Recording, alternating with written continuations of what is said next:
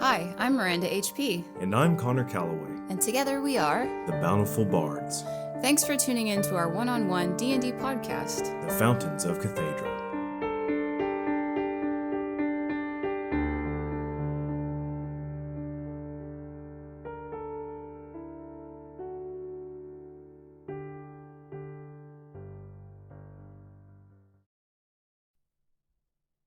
My turn? Sorry, Yes. I was doing I was on Zillow while we were waiting. You know, doing the usual thing that we do at our age is looking on Zillow and just kind of being hopeful and whatnot. But also, oh my god, that was a landscape decision. exactly. I'm very judgmental of designs, especially new ones. And I saw a meme the other day that was discussing that if Zillow had a comment section, it would be probably the most popular website on the internet. And they don't do that because it would drive down prices. Ah, goodness. Goodness. Hello, Miranda. How are you? That's a rainy day. It is. It's which lovely. Is lovely. It is lovely. Lovely day to play D&D, I think. It's always, you know, I want to discuss an important feeling I have before we get started. Oh, dear. Is that usually when thinking about doing Fountains of Cathaidra, I definitely feel like the whole, you know, I don't want to be bothered or inconvenienced or, you know, it feels like work, yada, yada, yada. And I realize that, and then I ignore that feeling when we sit down and we get this together because of routine, and then it all goes away and I'm starting to enjoy myself again. Is that thunder? I don't know. No, there's a jet flying over. Never mind. I mean, a dragon. There's a dragon flying over. I was just like giving you some mood music for your talk, dear. I'm done with my talk. I'm just saying it's important that even though you have the feeling of, I don't wanna, you should always just try. And if the feeling persists, then stop. But if not, enjoy your time. Okay, I'm done. Okay. You can stop vicious mocking me. I'm not vicious mocking you. I'm giving you ambiance. It certainly feels like I'm being viciously mocked. I don't even know if that's going to even come through on the recording, so people will be like, what is he even talking about? Miranda played a piano in the background. Our podcast comes with captions. Yeah. It could, technically. Well, then at that point, it's just a transcript. If we do YouTube, I thought about uploading us to YouTube so that we can be on there as well, because they're getting rid of Google Podcasts anyways, which is what I was using. So maybe we need to see how to do that. Well, because, yeah, they bought YouTube, didn't they? Who, Google? Yeah. Yeah, they did. But then I don't think they're getting enough use out of Google Podcasts, so they're going to move. I think they're combining all of their stuff into YouTube, all their media stuff. That's what I meant, yeah. I wouldn't be surprised if they rebranded YouTube at some point, called it something easier. I don't know, though. That's kind of iconic. I don't think they will. Right? It's like taking an iconic like bird website and, you know, putting an X on it and thinking it's good. Yeah, that'd be really so edgy. Yeah, if you're 12. Anyway, indeed. Well, hopefully, this may be a short episode today because we are at the pinnacle of the chapter of the entire event that I have created. The Pinnacle. But, you know, if you take your bite and take your time, then that's going to be completely different. Okay, we'll find out, won't we? We will. Oh, shoot. I got to pull up Kaslin's character sheet. Yeah, you should do that. You got all your stuff out, right? Yes. Say yes to me in that ungrateful tone. Yes. What is that from? I don't know. Oh, the third Harry Potter movie. Oh. With the ant at the very beginning. I know you probably don't know. Oh, okay. Vaguely.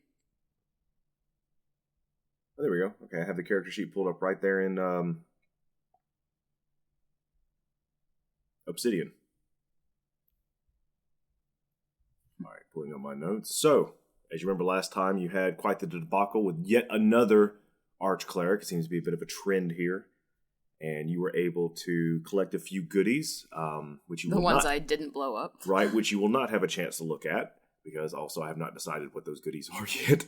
I haven't had time, I'm sorry. That's okay, I don't think that's like Leah's focus right now. She's like let's not bleed out. That would be true. Great. You have, 9 hit points? Yep.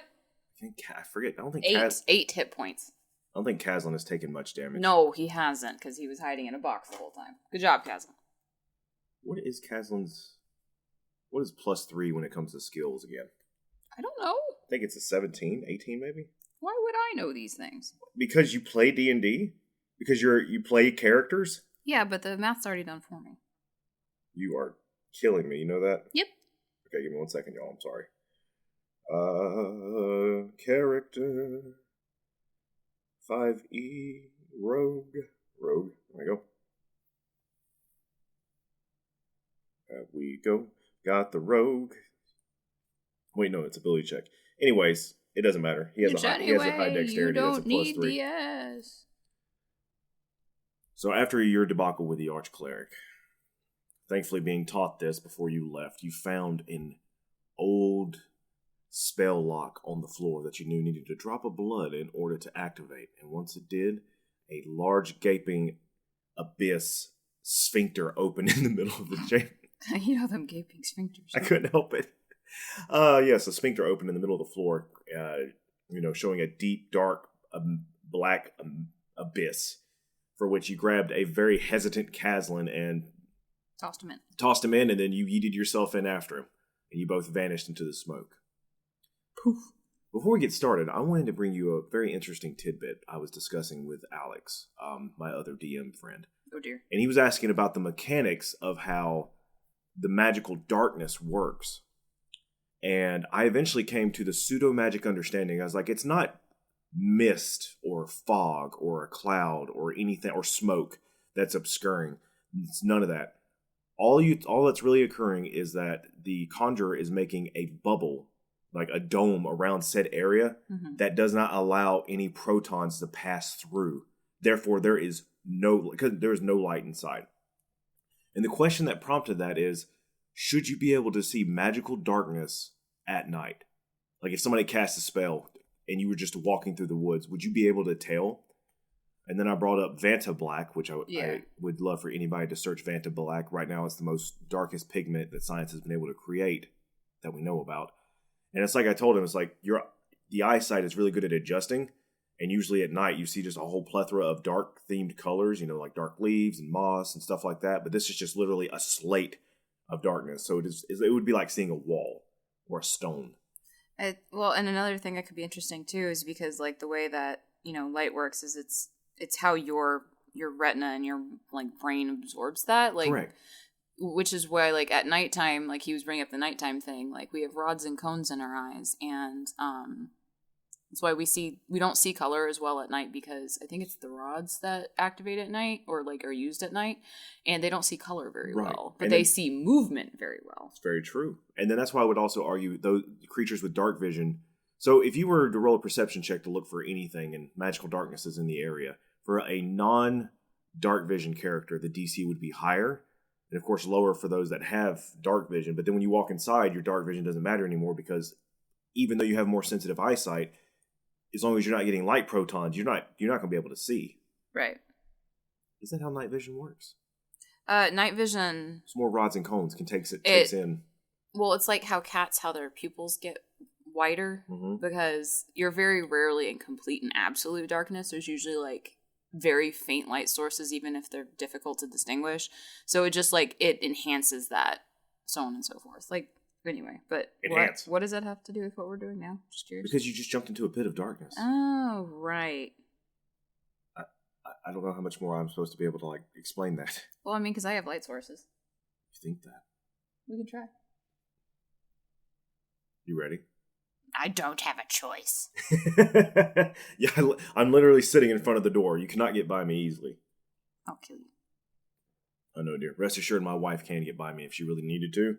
We've had couples ask us that before. Do you think Miranda could take you? Oh yes, I think my wife could take me. Either she could outright kill me after a very brutal battle, or if I win, I'm not going to walk away easy from that fight. I will have a missing hand, arm, jugular vein bleeding out. Yeah. All right. Juggler. You got clowns in your blood. Leah, as you yeet Caslin off into the darkness, you hear his cry of basically, ah, shit! What the fuck? And you give a hop, skip, and a yada you right behind him. Hop, skip, and yada you. You feel your vision, your senses all just become enraptured in this essence. And you immediately hear nothing. The yelling of Caslin is cut off just immediately, telling you he may be still screaming, but you could not hear him. Oh, thank goodness. Give me a, I want to say Constitution throw, just to see how you're doing. Or do you think, for keeping your wits about you think that might be more of a charisma throw? Probably, because it's like, yeah, like, I don't know. It's not insight, but it's like, I don't know. You know what? Psychiatry throw? Yeah, I just want you to give a roll, your proficiency bonus with your charisma bonus. So I think your proficiency is 3 right now. So saving throw modifier? Yeah, that'll work because you're proficient. A 16. 16. Okay, good. The DC was a 15. You have ascertained from your reflections, when you went through the fountain in Miro, that this will certainly be some form of a trial. You may need to do further research to try to determine why it was necessary, or, ask your peers. But you're able to, despite, hopping in, you're able to sequester any panic or fear. It's there, and it did try to come up, but you were definitely able to, still your resolve as you fall in, knowing that some powerful illusionary, altering magic is probably about to occur, and you understand the mean and reason for it. I did not tell Caslin this. Huh. The sense of falling is still there. But similar to coming down in a lift, pulley system, or for us in the modern day in an elevator, you can feel, even though you have no sense of movement, you can feel when you begin to slow. And you do. Your body, what? It just makes me think of in Thor, where Loki goes, I have been falling for 30 minutes. Exactly. Sorry. You feel yourself begin to flow. And even though you were falling, you didn't know kind of which way your body was oriented, but then you feel it move to where, I guess the best thing to say is like you're about to land on your feet. Mm. And you feel the tips of your boots lightly touch something in the dark as the sense of falling stops. Is it hard or squishy? It seems like you're standing on stone. Okay. I start feeling around. Give me a perception check. I'm percepting with my hands. I think it's just +1. So 16? 16? Oh, wow. Okay. Consistent. You reach down and begin to feel stone, and then you reach up behind you and you kind of like follow it to the edge where it's pretty much seamless, and then up the side. But then because of that roll, you feel, well, not just because of the roll, because also the screaming, you hear a muffled sound of Caslin screaming begin to grow higher and higher and higher as you just feel his presence kind of apparate next to you. I'm going to feel my hand over his mouth. Let me go make a roll for him, see if he stops freaking out. There, buddy. Easy. 16. We're all doing 16s today, I guess. Okay. What's going on? Leah, why is it dark? I will try prestidigitation to see if I get light. All right. You go and do prestidigitation to do your quick spark of flame just to see if something happens.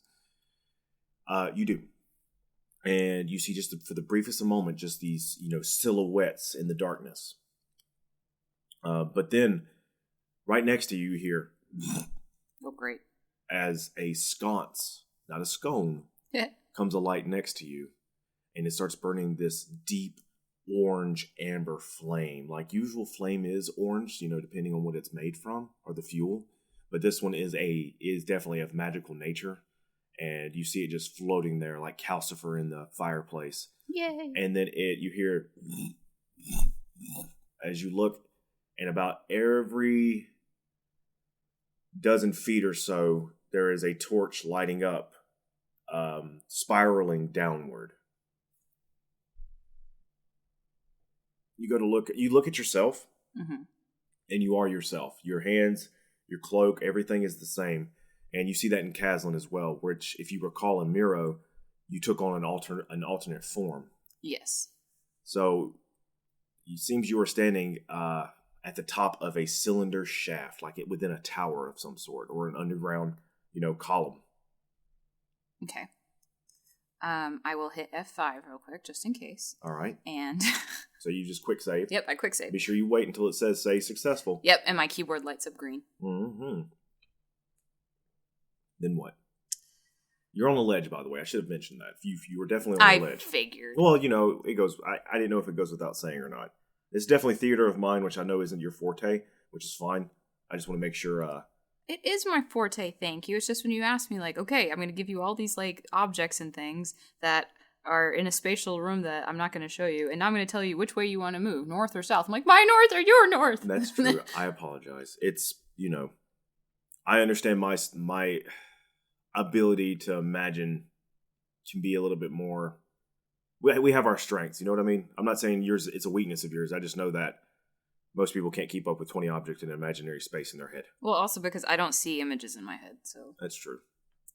Which some people are like, what? Yes. Okay, so I dimly, did I ever actually, I know I quipped about not telling Caslin about trials, but I could have sworn that I at least had mentioned that these are like trial-esque. I don't recall, but you may want to reiterate. Well, I'm going to. Okay, so I just wanted to make sure I was like, he was like, this is a what? Because I'm pretty sure I had said that they're basically like trial based, like there's some kind of puzzle concept. I don't recall, but let's act like you didn't. Okay. You went over the story and said you went through the chambers and got to the fountain. There were some traps involved, but now's a perfect time for the lore to elaborate. All right, Caslin, I'm going to take my hand off your mouth, and I need you to not scream. Nod if you understand. He nods. Okay, so I take my hand away from his mouth. I haven't been screaming for 30 seconds. I just had to be sure. Ah. Okay, so welcome to another fountain. I wasn't at the first one.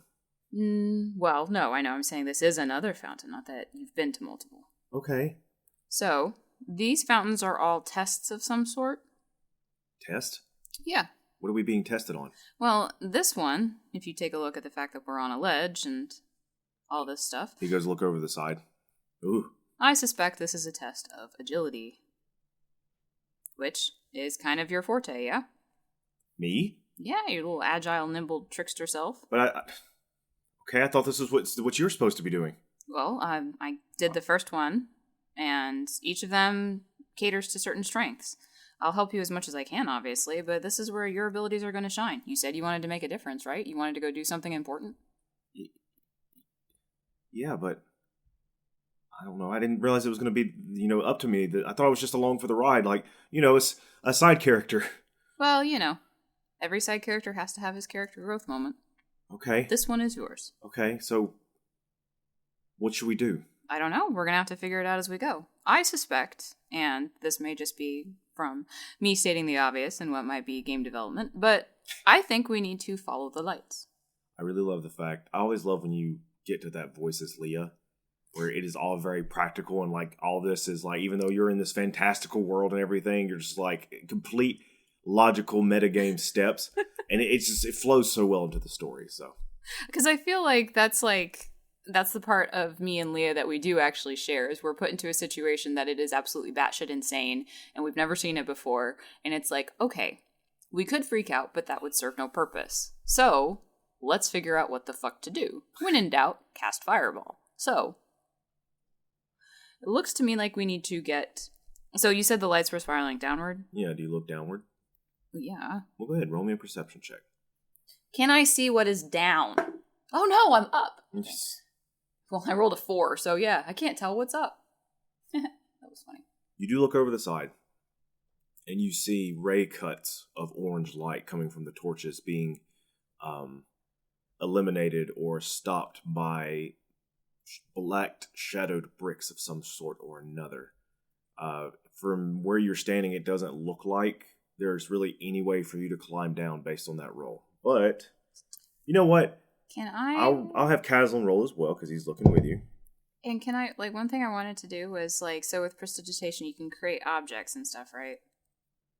Yes, very, minuscule objects. Right, I wanted to, remember how you had there's that really cool lamp that I wanted to get that has, the orbs that sit in it, and you can take the orbs out and walk around with them? Yeah. So I wanted to basically create, an orb, just like one of those little bitty orbs that just kind of glows faintly, like a glow-in-the-dark bouncy ball, and just, toss it and see what happens. Have it be you know what? Really, really, really light, like a bright blue, so it's distinctive. Because I just want to see if it goes forever. I'm definitely going to give you a dancing lights magic ring or something, so you can quit trying to meta break prestidigitation. I'm not meta breaking. It's not the win all one. I am throwing a glow in the dark bouncy ball. Come on. Roll an Arcana check. Or it's like Esky's little balls that she has outside for when it's dark and they light up when you throw them. Like that. I got you, Miranda. Something that doesn't exist in this world yet. So, well, I made it exist. I'm aware. That's once again making you roll an Arcana check. And why you're probably going to get a ring of dancing lights at some point in your adventure. And I'm going to make them be little disco dancers. Goodness. Man, you made me forget what my plus Arcana is. It's +5, so 19. You make a glowing bouncy ball of forensic material. So deep in the archives of the Solarium Prime back in etchings, during one evening you came across a scientific study of fluorescent bugs or fluorescent fungi. Fluorescent? Yes, fungi. And with that in mind, you prestidigitate this rubbery material that you also know about, like from the soles of shoes, but it's also translucent. No, it's not translucent. It's covered in this fungi. And yes, it is glowing for a mere moment as you toss it off. See, here, you're overdoing it, whereas I'm thinking, like, you know how, like, Escarina, who our dog is named after, the reason that she's so powerful is because she doesn't know she can't do certain things.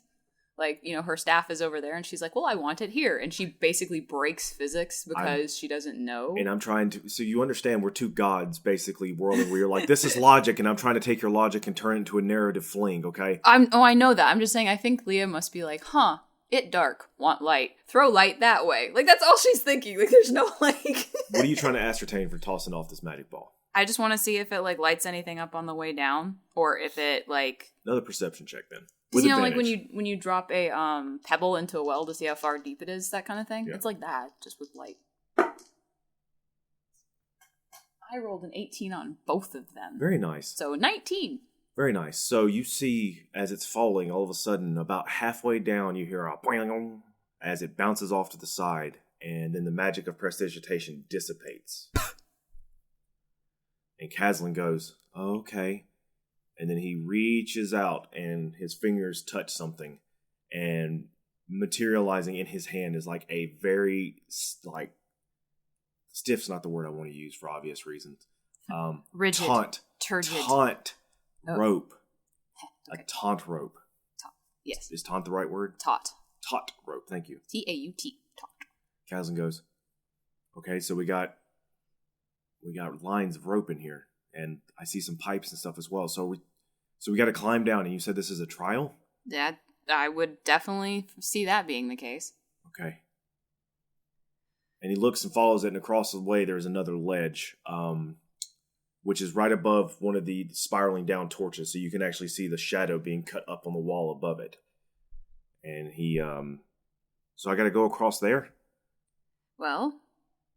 And I'm going to, like, get down to his level, and I'm going to put my hands on his shoulders, and I'm going to look him in the eye and say, all right, you got multiple things to your advantage here. And I'm going to tell him, first of all, you're smaller than average, which means you're lighter. So some things that might have been triggered by someone of, say, my size or larger, you will not trigger. Second, you've been doing this a long time with Miss Bunny Lady. You are pretty good at all this stuff anyway. You're very nimble. Before her. Exactly. See, you've got a lot going for you. And you've also got me here to be encouraging. And I can toss glowy bouncy balls if you need them. But I get this weird sensation that if you are able to be successful in one particular thing, it will unlock more things. That's kind of how the last one worked. And this one I imagine is going to be a little bit similar. And we'll figure it out. So I'm giving him Bardic Inspiration. Oh, yay, Miranda. What a perfect way to do Bardic Inspiration. I will note, he looks at you as you say in this, and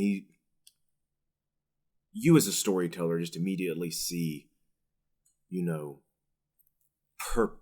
purpose lock into place in Caslin's head as you say this.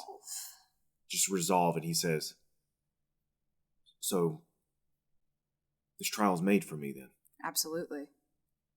No, this trial couldn't have seen you coming, Caslin. You're going to kick its ass. I don't know how... I'm going to smack him on the butt. Get out there, champ! Don't do that.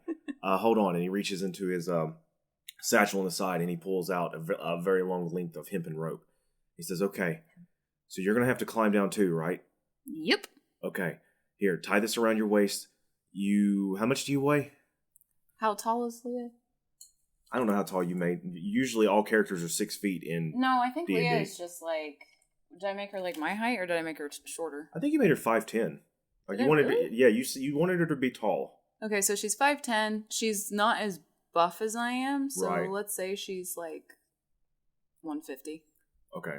Because I'm not one of those people who's like, yeah, she's 6 foot and weighs 112 pounds. Right. So she's like 150. And you weigh, Miranda, how much do you weigh? And my wife, let's just be clear, I am not being disrespectful when I ask my wife her weight, because it is sheer muscle, because she is a ultra swimmer. Yeah, she is an ultra swimmer. Does it 3 times a week and is like, can swim miles at a very strong pace. So you weigh what, 165 or something? No, and right now I weigh like 150, 140 between there, because I'm not like bulking anymore. Did you ever hit 165? Yeah, when I was doing CrossFit all the time, and I was. God, she was just a monster. Just anyways, which I of course was always a fan of. So waist, back on it. Back. Stop talking about my wife's physique. I say to myself. Now, back to it. Caslin goes, okay, since this seems to be the only place we can go from here, I'm going to walk across. You hold onto this rope if I fall. I'm about 110 pounds. I've had a few extras, I probably need to slim back down, but. Well, and it's also carrying stuff. Right. All right. I'm going to, instead of just hanging on to it, because that would be stupid. Is there anything that is like durable and solid on this platform that I'm on? Like a pillar, column? Yes, but I'm not going to say what. You've already been told it. What? You can roll a check to see if you notice it, but I've already said something that could be useful. I'm not going to tell you what it is, though. You got to kind of. Well, you said I touched something, and then like the sconce lit up and stuff like that. The sconce did light up. Is it attached to a pillar or the wall, or is it just floating? You got to look at it, and it seems to be pretty solidly attached to the wall. Okay, and it's magic, so it's not hot, right? Or is it? You feel warmth, but it's not scalding hot. So perception check, dirty 20. Yeah, you see that the sconce is attached and could be. So I'm gonna do like the, how you tie boats. You don't actually knot it. You do the like. I got you. Yeah. Yeah, I'm gonna do that, and then I'm gonna loop it around my one end of it like that, like partially, and then around my waist, so I can arrest his fall and not let go, because it's gonna help offset that, and I can also ease out more if I need to. Leah's read a lot of books. That makes sense. Yeah, and also she's had to deal with Jimothy being a dumbass her entire life, so she has learned how to keep him from killing himself. So I figured this is like the older sister experience. He's been in a lot of trees, that's sure. Yeah. Okay. Jimothy's like, hey, watch this. And you're like, oh, God. You pull out the Band-Aids. Like, yeah. All right. Here we go. Here's the first roll. Alrighty. You got this, champ. What is your... Okay, never mind. What is your inspiration again? I think it's a D8. Yep. Okay. No issue at all. Because he rolled a 16. With his acrobatics, is a plus... Well, he is also proficient in that as well.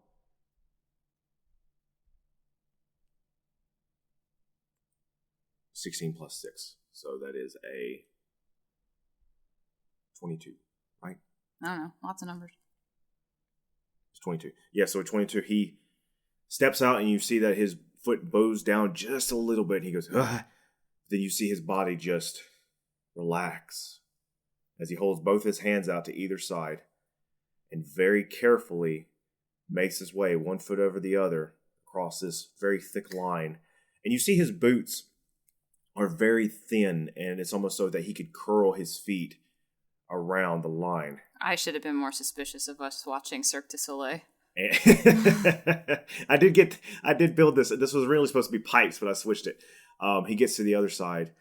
No problem. He goes, his street performer days really coming in handy here. Right. He says, okay, all right, there's some stones we can climb down over here. It's your turn, Leah. So I need to go across the rope as well? You do. He says, you don't have to walk. You can hang and crawl. I'm gonna do the thing where I did it in training. I did that. Yeah, he goes, I'll try to help you up once you get over here. So what I'm gonna do is I'm gonna take some cloth, okay, just something in my bag, and I'm gonna do the thing where you loop it around so that it doesn't burn your hands. And then just you have gloves. Yeah, you have winter gloves, like leather winter gloves. Well, they're not bulky though. They're where you can still use your fingers. I'm still gonna put some cloth underneath because you want it to be a little more slick. That's fine. All right. I say not at all from experience. I need you to roll a acrobatics check. Okay. It's not going to be as high as a DC because you've seen Caslin do it and kind of have a good idea of what to do. Do I toss the rope to him? Or like, what do I do with the No, rope? you're both attached to each other with this rope. Oh, we're attached to each other. Okay, I'll just unhook it then. So at least. No, don't unhook. No. In case you fall, Leah, I can try and stop it. I'm trying to think of the physics. Just trust me. No, I do. I'm just trying to. Okay. You said acrobatics or athletics? Yep. Can it be acrobatics? Yeah, it's acrobatics. Okay, so that is 19. Because I have a +4 to that at least. All right, so you sit down, hook one leg over, and hand over hand get over to the other side without issue. When you get over to the other side, you're able to put up your arm, and he's able to reach over and grab like the back of your cloak and grabs a hold of like a band, I guess like a bandolier you have on, and then helps pull you up to where you're both on the other platform now. Yeah, I took Angel Fit. There you go. Yeah. Here you go, this way. And he walks over to the wall where it's just a sheer blackness, but he is able to find notches basically to work his way down and climb down to the next platform below. And it's a good 20-foot climb. Like it's pretty tall. See, and look, you mock prestidigitation and all that, but I am following the letter of the spell law because it says that I can create these little sources of light. So what if I give him little like glowy bracelets so that he can see the handholds? There's a spell for that. Don't worry. You're going to get a light ring before the end of it. You're going to be able to do all this stuff, I promise. I know, I'm just trying to use what I've got. I can't at you for that, but it's just every 6 seconds you've got to cast it. Yes. And you got to use your hands, but you're also climbing. I'm not climbing, he's climbing first. But you have to climb behind him. Afterwards. What's the range of prestidigitation? I can't believe I have to keep having this discussion. Well, it's 10 feet, but if I cast it multiple times... You can cast it for his 10-foot ratio, yes. Yeah. Okay. After 10 feet, he's climbing in darkness, but he seems to know what he's doing. Yeah, well, and it just, I can have something last for quite a while if I continue to cast it anyway. You both climb down to the next place without any problem. As we bypass this discussion. This is not a podcast about Fountains of Cathaidra. This is about, the laws of this game. Look, I'm the one who had an entire backpack of scrolls, and I was like, what if I just free fall? Whee! Scream. Hey, at least you haven't... I don't have, my backpack isn't full of an odd assortment of books, because you're the one who picks up every book. I do, and don't at me for that. Hold. Now, okay, we're good. Sorry, I just had to hit save. We're good. Continue. Okay. Just in case. Did you mark it? No. Oh, don't worry about it. For the edits. The edits. Hit the M. Okay. Making your way down to the next leg. Make it away. You, the both of you look out along the wall and you see a plethora of stone steps leading out beside you and curving downward. Looks like another 20 feet downward. I'm going to squat down and look at the steps. Roll me a perception check. With advantage, because Kazlin's going to squat with you and help. Because I don't think either of us trust these things. 13. 13. They look like normal, just steps. The only, thing that's very uncomfortable about them is that there's definitely a space falling downwards in between each one of them. It's not like a solid, step down wall. Kazlin reaches out with his hand to the first step and puts his hand on it. And as soon as he does, there's a depression in the stone. Yep. And just, of course, it starts receding into the wall. All right, let's go. He says, hold on. It's on a timer. It's just the one, Leah. And you see that the next one does not go in. He says it's pressure related. So what if we step... How far apart are they? They're a good yard apart, basically. One step. I was going to say, because what if we did every other one? It's like, we could. Pick me up. Nobody tosses a dwarf. All right. Can you pick me up and carry me? Piggyback. All right. I'll do my best to be very... All right. Yeah, let's do this. I'm ready. He goes over and says, all right. God, I got to do it. I'm sorry. The moment calls for it. A piece? Yeah. Okay. So I'll kneel down. I'll kneel down so he can climb onto my back. You do that and you feel something cold against your neck. He goes, if you tell anybody I said that, I'll kill you. Okay. Let's make a quick harness so I don't feel like I have to hang on to you. No, you don't have to do a harness. He's got a good handhold on you. He's wrapped his legs around you, so he's fine. He's like, all right, friend. After you. All right. So that step is gone. The first one is, yes. So I've got 3 feet to the next one? Roughly, which is about the gait of a walk for an average-sized human. Well, right, but you said these are stairs or these like... They do descend downward, yes. So I'm going to have to make like a hop for the first one. Well, you're going to have to do an athletics check for this, for sure. Or dexterity. Let's go with the dexterity check, because you have to balance. Okay. So that's not acrobatics? It is acrobatics. This is a dexterity trial. I shouldn't make you do anything outside of that. Technically, they're the same number, because they influence each other. Right, and I'm all for, like, hybrid roles, like warlocks. You can have an intelligence warlock, no problem. Well, it was nice knowing you, Caslin. What is it? I rolled a 4, which plus 4 is 8. 8. Yep. Okay. You make the first step, and you are able to get it, but you immediately feel like it's starting to slide inward, so you go to make the next one, and it seems like the sliding part is starting to make you unbalanced. So you're able to get about 5 or 6 steps down, but it's starting to feel wobbly and unbalanced, and I need you to roll a dexterity saving throw now.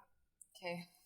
And I'm going to have you roll with advantage, because you actually feel, as you start to kind of get unbalanced, you feel Kazan reach out to the wall next to you and braces against it to help balance out your feet.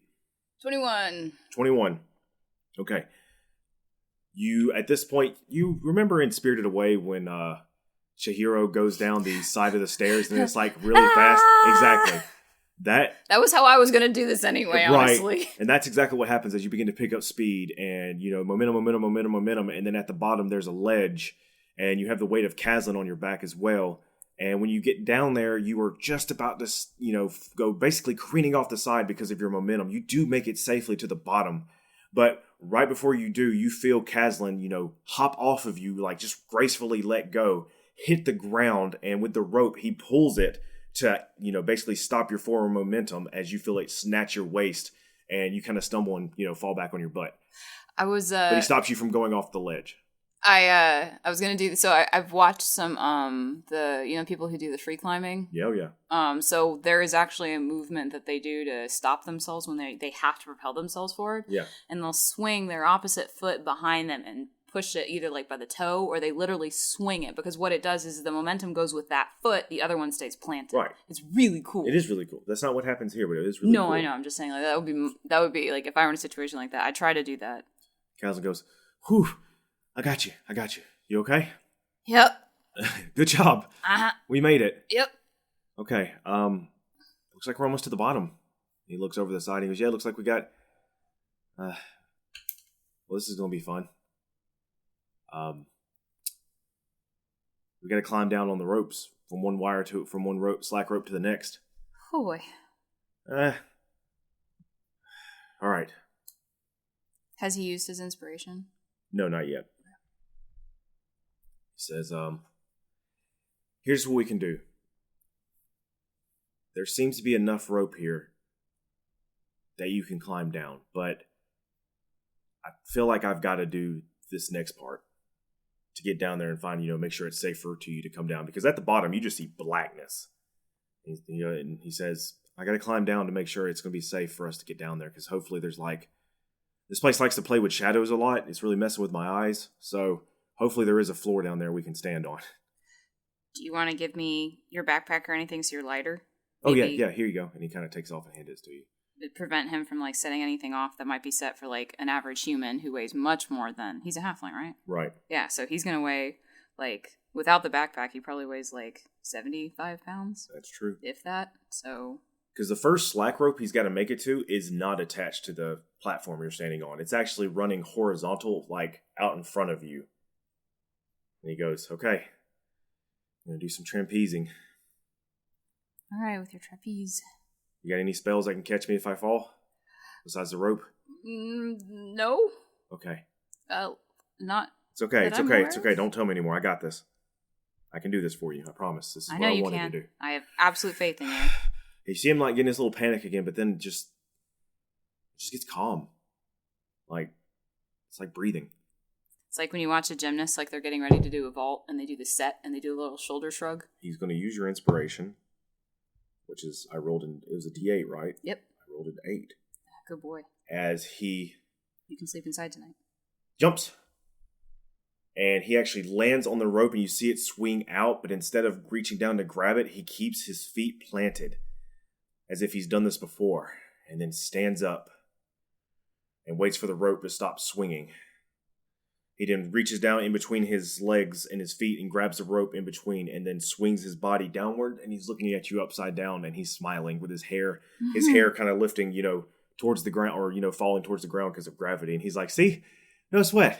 All those years on the tumble bus are doing you good, buddy. And he releases his feet and he's hanging by his arms and he looks down. He goes, okay, I'm going to drop to the next rope. Here we go. Ook. Cast another bardic inspiration on him. So he will take your bardic inspiration, but he does not need it as he rolls a natural 20. So not only does he fall and land on that slack line, there's enough upward momentum that he hops off of it again, tucks forward with a somersault forward, and then falls for the line underneath it and is able to catch it with his hands and feel the slack drop him low, low, low. He's going to do one more roll as he's got the gravity momentum lowering downwards with the rope. That's going to be a 9 plus... It's a high DC, but he doesn't need to use your inspiration. He's got it. Wait, no, he does. It's my last one. Okay, with that 4, it gets him past the threshold as it releases and then lands and gets both hands and legs around what he believes is the final slack rope. And he goes, hey, I did it. And he looks down and he says, okay, there's stone down here. And something interesting, but come on and climb on down if you can. Okay, so does it look like he's in the final spot? He's at the floor. You can actually see him standing on the darkness there, but he seems to be like shining his own little lantern at the ground. So this is the last area? Yeah. Okay. Well, I have... The rope is 50 feet, though, so you've got plenty. I know, but I've got... But it's going straight down. And I'd have to do all kinds of acrobatics, right? You could just climb the rope down. That was the original thing. How can I just climb the rope down? You could tie it off to the stone platform you're standing on, probably, or a sconce, but you just won't get it back kind of thing. Or you can try to take the tight ropes down. No, I have one spell slot left. Okay. So I could do that. What's the spell slot? Featherfall? I'd have to upcast it. I have one spell slot left. It is, it's a 20-foot fall. What does Featherfall do exactly? It just slows your rate of descent, so you just land like a superhero. But I think there's like a limitation to the spell. 60 feet. Yeah, okay. Lasts for a whole minute. So do you want to attempt the rope climb and keep the rope, or do you want to use the spell slot? Well, we have lots of rope. I'm not really worried about the rope. Okay. I thought it was like out. I didn't know it was straight down. Okay. So I will tie the rope off and try that first, because otherwise, because I do have Featherfall, I'll use it as a reaction, worst case. Okay. Because it is a reaction. So tying the rope, give me a acrobatics, or this one will be an athletics check, because you're not taking the tight ropes down.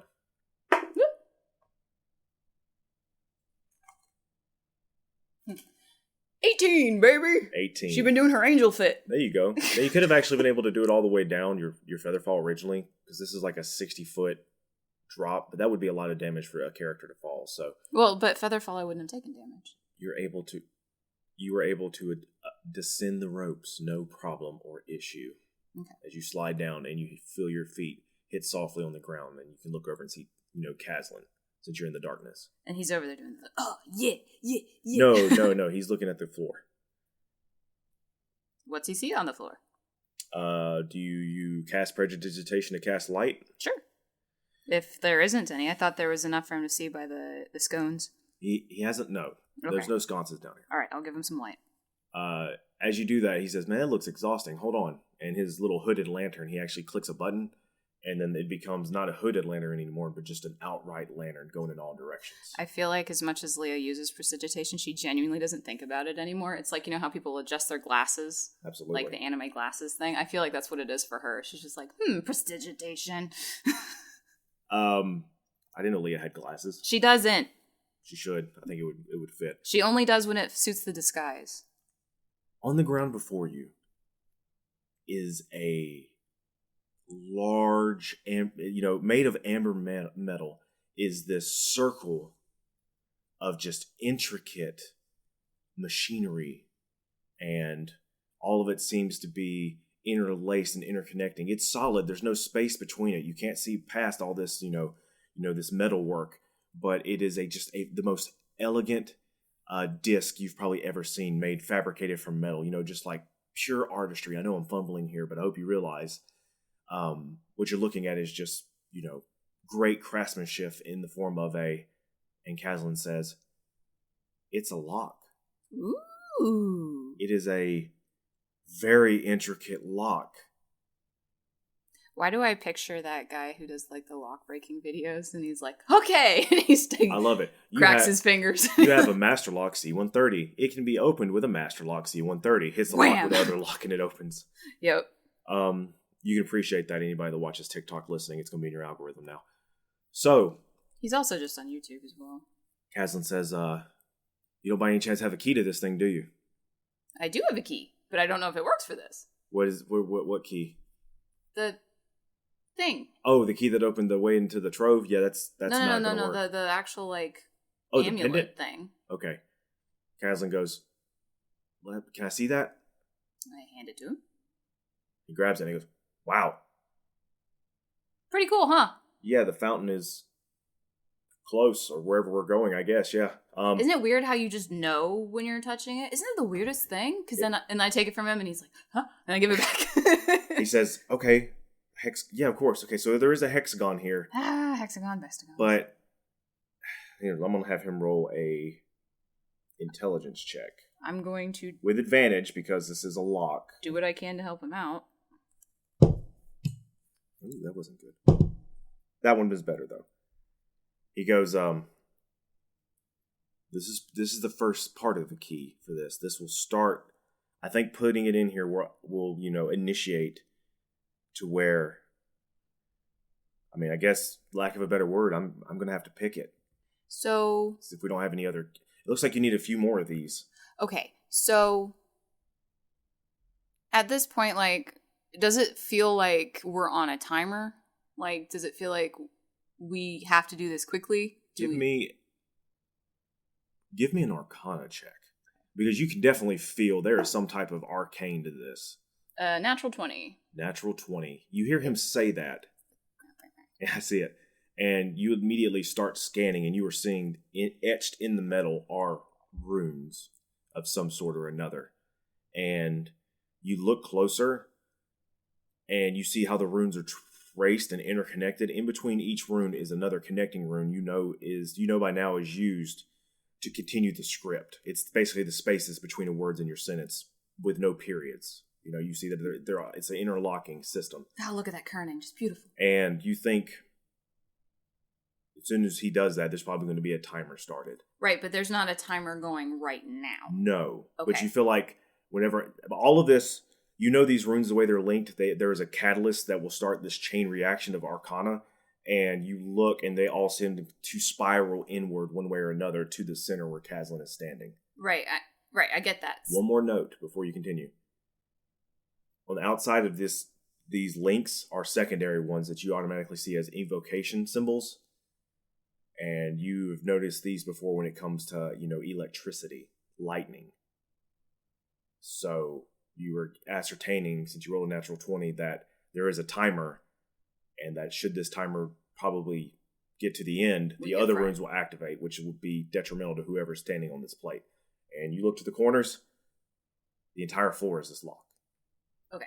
The reason I was asking, because if the area we're in without starting the sequence is not getting ready to explode around us, then if we can take a short break, I can help him out more. I just need a short rest. An hour? Okay, this seems like the perfect place for that. Great. Because, one, it'll give him time to examine it and just kind of look around and stuff. Don't touch anything. Don't start anything. Yes, no, this takes time. And then I'm going to do the Shadow Heart sit. Okay. Just kind of meditate. He goes, okay, so... and roll some hit dice. This seems like a good time to rest. Yep. I'm going to keep examining this while we rest. 68 hit dice, and Mama's gonna roll all of them. Oh, wow. I have 8 hit points. It's okay. So let's do, I'm gonna do 2 first and see what I get. When I do my Song of Rest,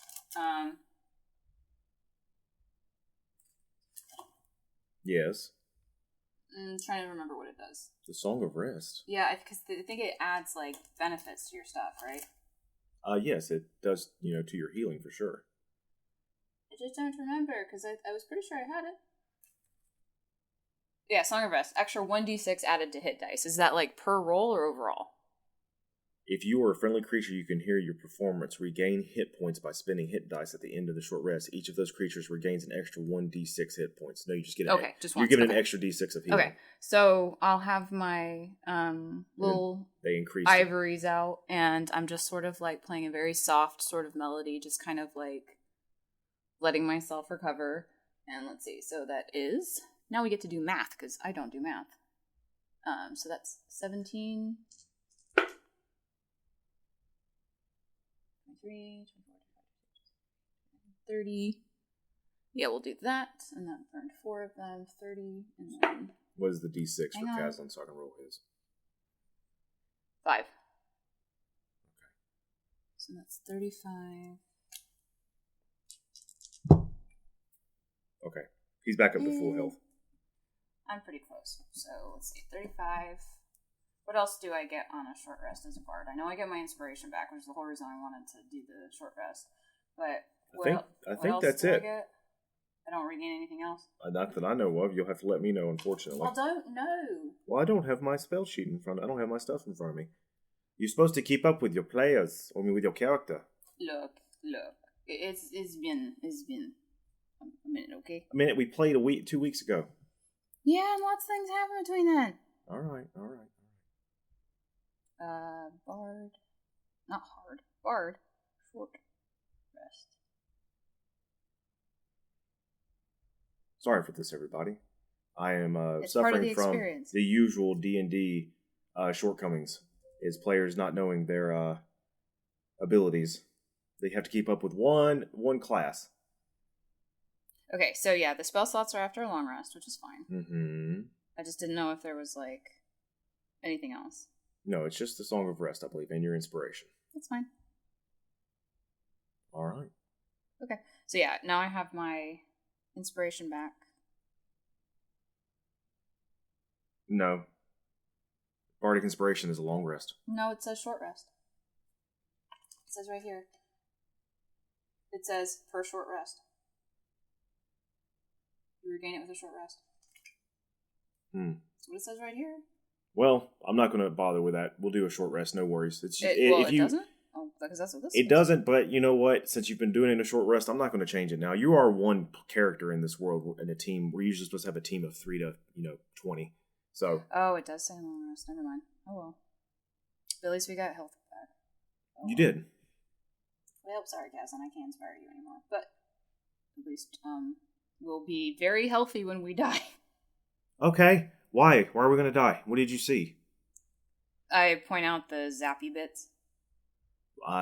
So these zap you if we get this wrong? Correct. Okay. I think we are going to be on a timeline here. We definitely are. These are very obviously a timer thing. So is there anything I can do to help or encourage you? I'm actually, going to need your help. Okay. I see here there are 4 other hexagon-shaped slots. And I would imagine anybody coming down here, they would need a team of 5 or of these right here to stop it. So I'm going to have to pick each one. Well, do I still have the other one from the charisma fountain? You do not. It stayed with the charisma fountain. Well, then how was that supposed to work in the first place, then? What do you mean? Like, unless they're just... Oh, are they different ones, then? You would ascertain that, each one is coded to... Each key is coded to the place. And roll a history check. Oh, okay. That was a very aggressive history check. 18. In the long ago, multiple people probably had to come down here at a time. So there are just a bunch of these other cages floating around somewhere?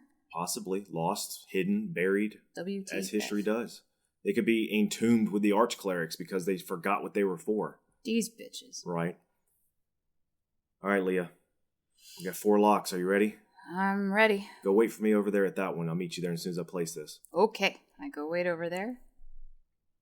All right. I don't have anything I can do. He sets it. He's like, you just got to listen to me. All right. He sets it, and you hear as the plate you're standing on begins to slowly turn, and then the plate beneath it begins to slowly turn in the opposite direction, and you see the other gearworks and stuff doing it as well. The bluish lines begin, the runes begin to alight, not bluish, but in that amber color that you've seen from the sconces above. So you can definitely see as Kazlan comes reaching over to you, and he kneels down next to you, throws down this leather scroll, pulls the cord on it to open it, and rolls out these beautiful set of silvery fine tools. He goes, okay, all right, take this one and take this one. I take them. Okay, and he grabs two others. He goes, okay, this one is a diamond-headed one because I'm going to have to deflect some of the arcane signatures down there, and this is going to be the best way to do it. I have to basically break them in the proper sequence. Are you ready? I'm ready. All right, so he's going to have to make a dexterity check. I'm going to put my piano on autoplay. On autoplay? Okay. Yep, so it's doing the dun, dun, dun, dun. You both have to roll a dexterity check. Dun, dun, dun, dun, dun, dun, dun, dun, dun. Or a sleight of hand check, basically. Well, so I'm just adding my, is it a saving bonus, or is it just a... Shit, he's got a D8. Forgot. So am I adding my dexterity modifier, or is it a saving throw? It is going to be your dexterity modifier and not your proficiency since you're not proficient in it. But he is, and he 14. Has expertise in it. So I have expertise in sleight of hand. You do? Apparently. I have +2 to sleight of hand. That's not expertise. Well, yeah, but I have +2 to sleight of hand. 6. Okay, so he rolled a natural 1, oh, no. But because natural 1s don't matter in skill checks, he had to roll your inspiration, which was a 3, and then plus his expertise. That gets him well above the first threshold for this DC. And what did you roll? A 14. Well, it'd be a 15 if I'm adding the sleight of hand bonus. Otherwise, it's a 14. Okay, so you both rolled above the DC. So you see there, and he says, "No, move. All right, now move this one to the left, to the right. Okay, you feel that pressure? Hold that pressure exactly like that. Okay. Okay. Okay, and then you see him starting to mess around inside of this, like just this mechanism of some sort. You see some lights reflecting from the light underneath from the arcanic magic, and then you hear as the hexagon that is supposed to, insert the medallion in begins to turn on its own as if, initiated. He goes, good. Pull everything out. Pull it out. And y'all run over to the next hole. I'm going to treat this like it's a jazz tempo, where you have a tempo written down for you, and then you just fucking hold on and pray to God and hope that the bass players still keep the doom, doom, doom, doom, doom, doom, doom, because you don't know what the fuck is happening, and all of the chords look like there's something in fucking script that doesn't exist. And you're like, are you sure this is not a science formula? But no, it's a goddamn C chord. It's just got everything else added to it. Oh, man, all the language. All right, let's roll for the next one. Jazz doesn't make any sense. Jazz is chaos. Actually, this time, I'm going to have him roll with advantage because you're essentially using your help action. Oh, yeah, 100%. You didn't have to roll. Oh, I didn't? Cool. That was a natural 1 again. God, throw that dice away. But a 16 plus the rest of them. He, once again, knowing what he's doing, he is able to, within seconds, to click, and get it to fix. You start hearing like a humming noise start to build. He goes, okay, it's 2 down. Come on, let's go. Let's go. He's scurrying over to the next one. His cloak building out behind him. Actually, keep that dice for when we have to fight the clerics. Don't use it for Kazlan anymore. Okay. Do my best to help him still. All right, here goes the next help action. Oop, that one fell.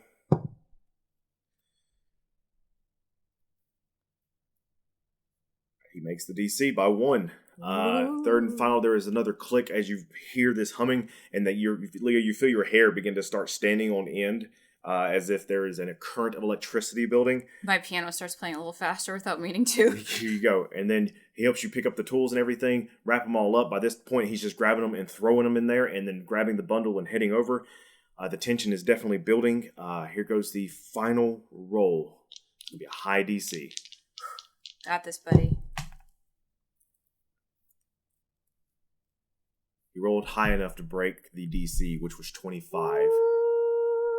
And he got 26 as he is beating sweat now, and you feel it on yourself as well as you just feel this hum just building and building and building. And you actually see orange electricity start to arc, and you don't want to say anything because he is hyper focused on it, and you hear him just, he doesn't even tell you what to do anymore. He just reaches out, grabs your hand, moves it, turns it a micro on your other hand, and like he's adjusting your hands and then adjusting his, and all of a sudden you just hear clack. I did actually have more spell slots. I forgot I didn't use any of my 3rd level spells. So I was getting ready just in case. I have Aura of Vitality. You hear everything begin to calm, just like an engine winding down from a hard day's work. But kind of like the tick, tick, tick as it cools. And just a depression. As both your lungs empty of air as you sigh out in relief. Now we're depressed. Great, thanks to you. The lock begins to open from the middle. Just like above, it begins to open outward as all the gears and mechanics begin to open out towards the wall. Damn, we need to invent the camera. Get a little imp inside a box. We're going to fall in a hole again. Okay. Thank you for listening. Please leave a review anywhere you've found us. You can reach out to us on Twitter at Bountiful Bards. We hope to see you again on the civilized road. And bring bread and cheese. As the story goes, until then.